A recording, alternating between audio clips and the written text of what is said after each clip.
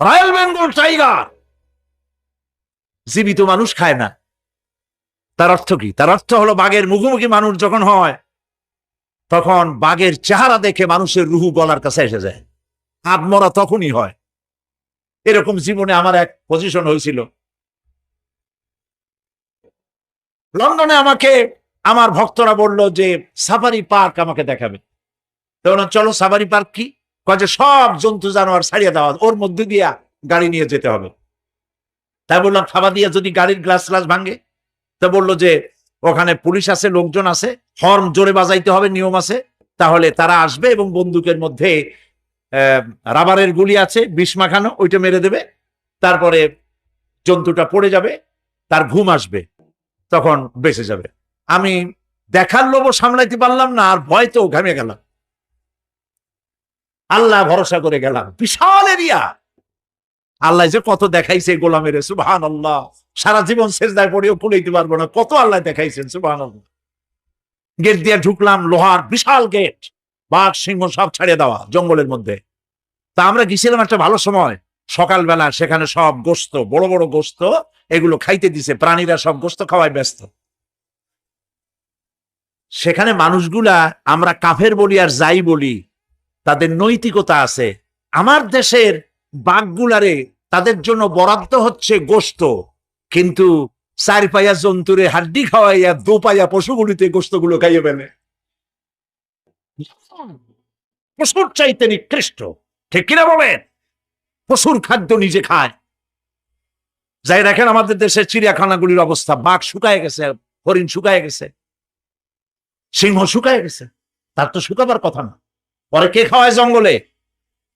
কে খাওয়ায়? আল্লাহ পাক খাওয়ান, সুবহানাল্লাহ। এত বড় বড় গোস্তের টুকরা এক একটা বাঘে পেয়েছে। বাঘ একটারে নিয়ে গাছে উঠছে, আর একটা টানাটানি করতেছে, আর আমরা গাড়ি নিয়ে আসতে যাচ্ছি। এক বাঘ তার ওই গোস্ত ফালায় থুয়ে আমাদের দিকে আগায় আসতেছে। আমি বললাম, আল্লাহ, যা ভয় করতেছিলাম আমি তখন, ওই যে বলেছি যে মরা মানুষ বাঘে খায় না, বাঘ দেখলেই কলজে উড়ে যায়। আমার হার্ট বিট এত বাড়ছে, আর আল্লাহ আল্লাহ করতেছি, দোয়া দুরুদ শেষ হয়ে গেছে পড়তে পড়তে। বাঘটা একেবারে গাড়ির কাছাকাছি আসছে, ইন্না লিল্লাহ পড়তে পড়তে সরে গেলাম। আল্লাহর মেহেরবানি, বাঘটাও কি মনে করলো এই যে ছোট্ট আল্লাহর ছোট্ট গোলাম, হরে খাইয়া কি হবে, বোকা ছাড়িয়ে দিল আমার মনে করে।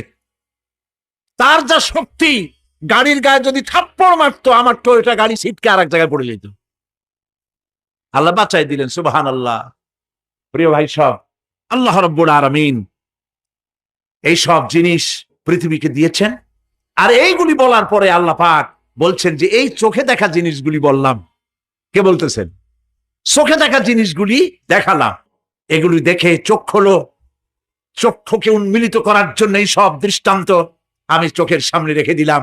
এর দ্বারা বোঝো, এত বড় বিশাল আকাশ, অত বড় সূর্য, এত সুন্দর চাঁদ, এই পাহাড়, ওই সমুদ্র, এই বনবনানী তিনি সৃষ্টি করেছেন আমার মতো ছোট্ট মানুষ মৃত্যুর পরে তিনি আবার জিন্দা করতে জিন্দা করতে जिंदा करते जगह जी लगाने के लिए ये दुनिया नहीं है, जगह जी लगाने के लिए ये दुनिया नहीं है, ये इबरत की जा है तमाशा नहीं है।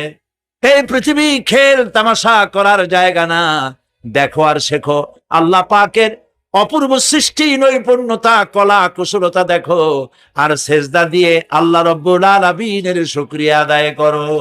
সুবহানাল্লাহ। আমরা যদি তা করতে পারি, আল্লাহরে যদি বুঝতে পারি, আমাদের আমল আখলাক ভালো হয়ে যাবে। আমরা চুরি করে গাছ বেচবো না, ওজনে কম দেব না, খাদ্যে ভেজাল দেব না, ঘুষ খাবো না, সুদ খাবো না, প্রতারণা করবো না, মিথ্যা কথা বলবো না।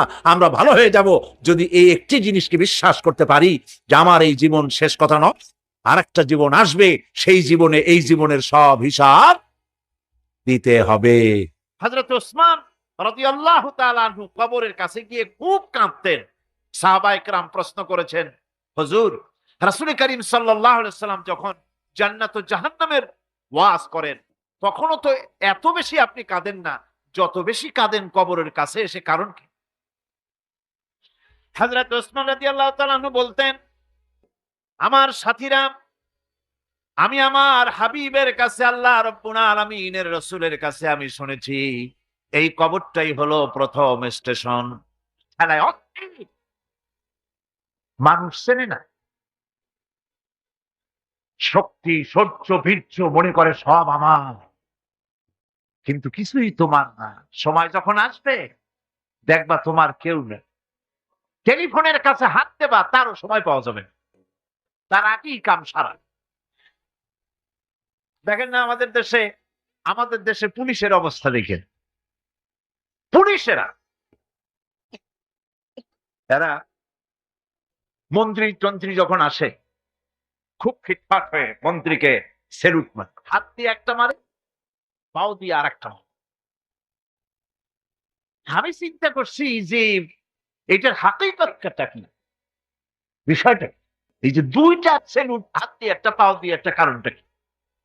হাত দিয়ে তো বুঝলাম যে সত্যি এরা হাত দিয়া ব্রিটিশ প্যাটার্ন সেলুট মেরেছে, কিন্তু পাও দিয়া, পরে চিন্তা করলাম আসলে ঠিকই আছে।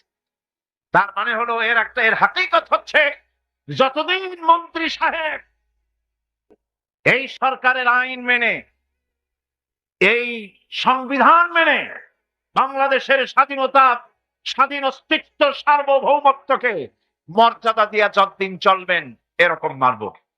আর যখন বেকায়দা করবেন হাত দিয়া না, নিচেরটা দিয়ে মারব। কথা ঠিক কিনা কন? আজকের যে স্বরাষ্ট্রমন্ত্রী, কালকে দেখবেন পিটানের ঠেলায় ক্ষমতায় যদি না থাকে হসপিটালে শুয়ে আছে।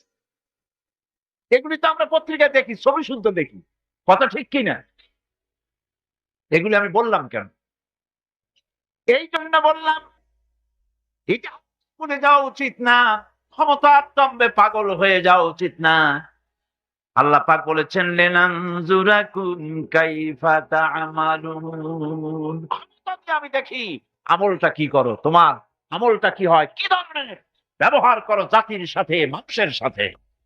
ক্ষমতার দম্ভে পাগল হয়ে যেও না।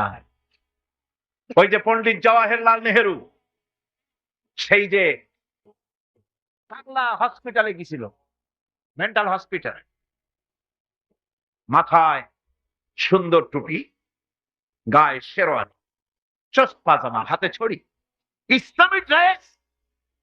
মুসলমানদের কাছেও মজা লাগে, কিন্তু দুর্ভাগ্যজনক আমার দেশের মুসলমানদের মজা লাগে না। এদের মজা লাগে অন্যদেরটা অনুসরণ করতে, নিজেরটা ভালো লাগে না।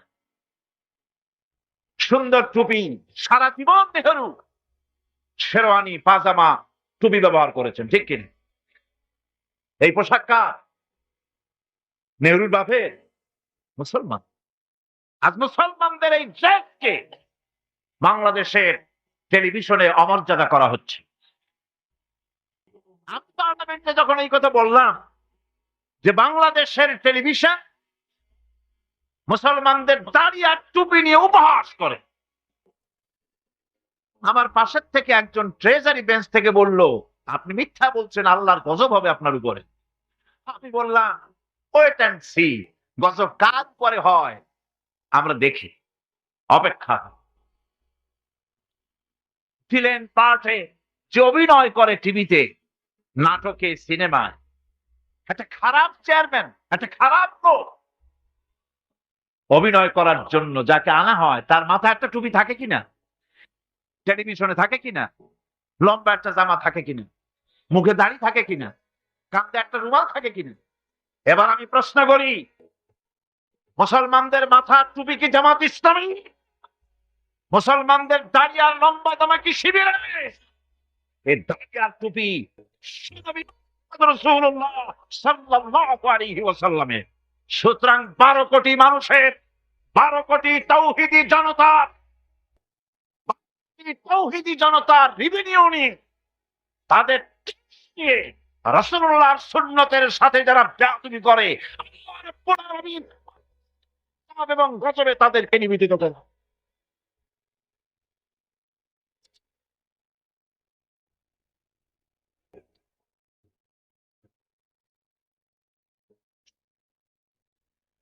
আমার বন্ধুগণ, পণ্ডিত নেহেরু হসপিটালে গিয়েছে, পাগলেরা জিজ্ঞেস করছে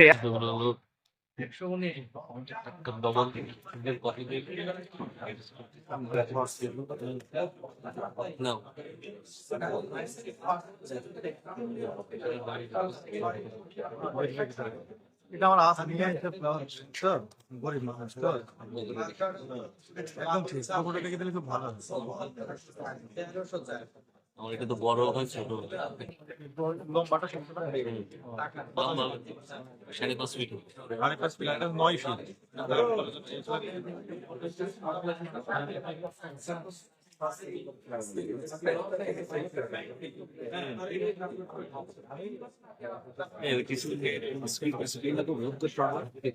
স্ক্রিনটা বানানো জুম করতে পারবো ও জুম করে খোলা হচ্ছে। সবই নিয়ে আনবো কই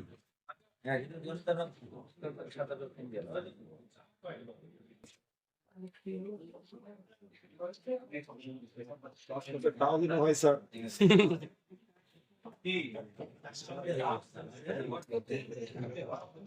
রাসেল ভাই জোরে করে বলুন তুই 7,000 টাকা হয় কিনা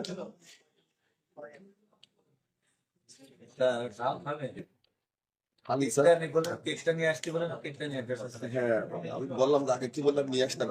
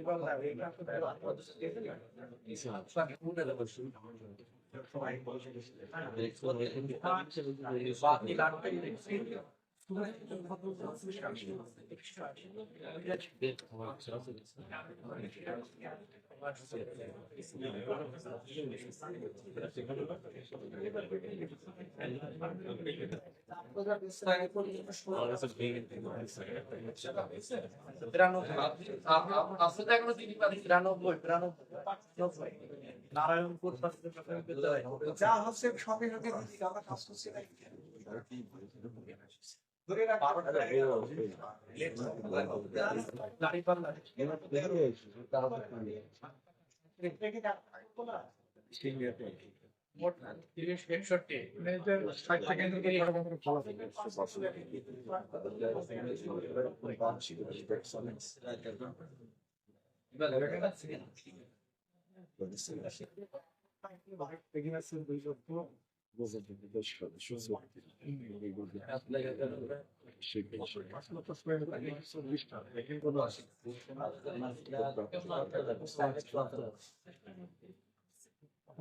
এখানে এটা স্যার ভোটার ও ভোটার এটা ভোটার পুরোই ভোটার মনে হয় বুঝলাম 162 এটা 162 থেকে ভোট ফর্ম আরো বেশি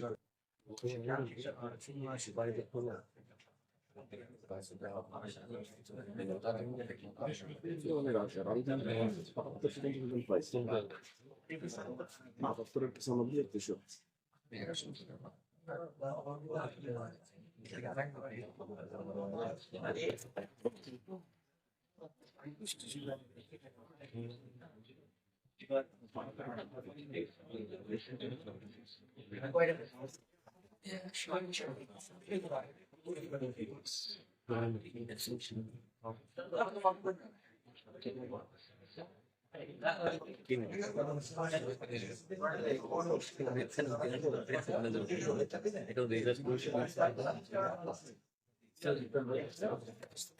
ইনসার্স কোথায় কন্ট্রোলে আসবে না কন্ট্রোলে আসবে না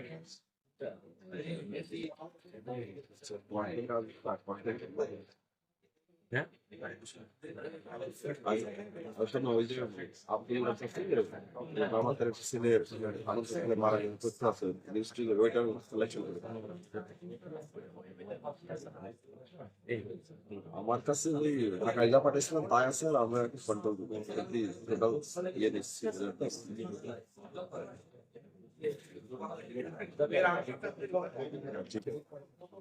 আপনি ওইটা আপনার কাছে নিয়ে যাবেন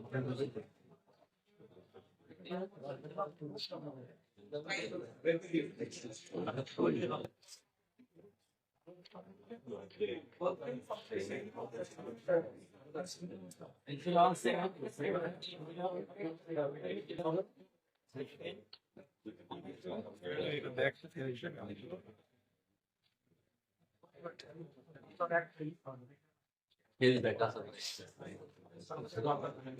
ভাই মোবাইল সাথে ফোনে কাপ এরকম ভাই আমি সঙ্গে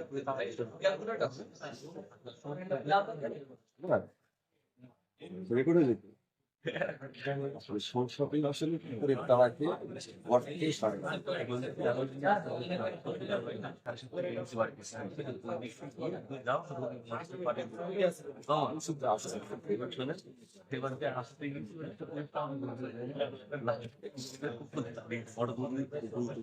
রেজাল্ট নিয়ে বাড়ি ফেরে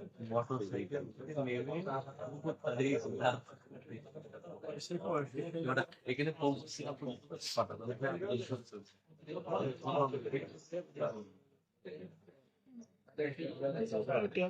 কিন্তু বলেন করেন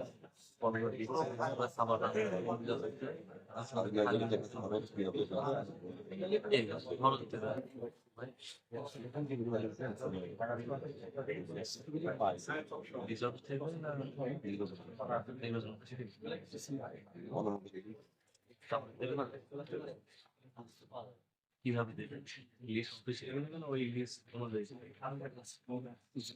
দেবেন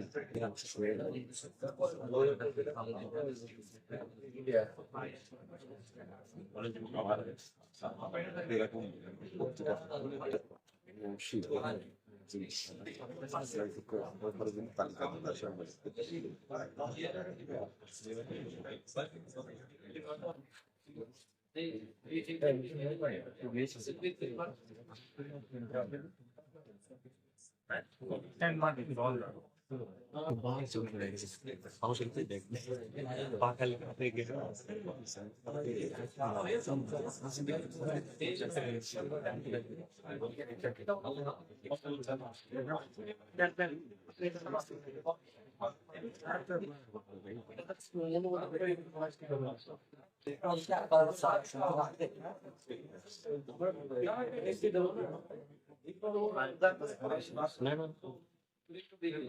চলো ধরে আমি ধরে দেখতে মানুষ পাহাড়ি না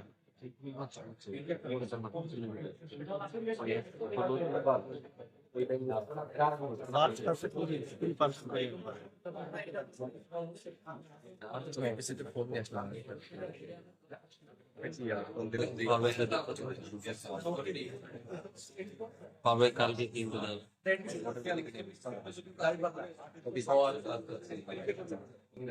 করে নিয়ে বিশদের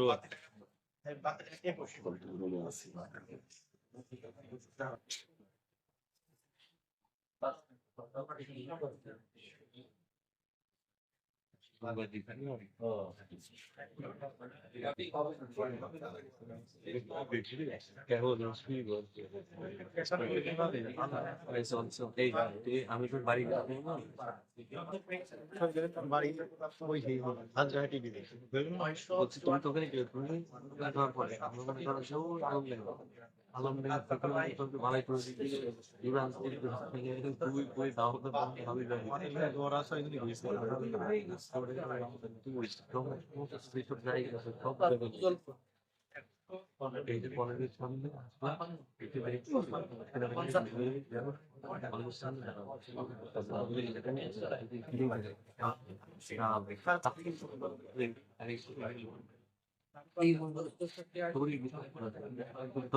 বাইশ